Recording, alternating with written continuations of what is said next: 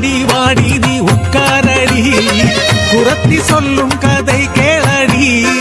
கையில் எவளா விரல் இருக்க அஞ்சுதானே ஆனா பாஞ்சாலி கதை கேளு பஞ்ச பாண்டவரிலுண்டு சுந்தரனாம் அர்ஜுனன் வில்லாளி வீரனவன் சூரிய தேஜமதனவன் திரௌபதி മനമോ കവർന്നൊരു വീരൻ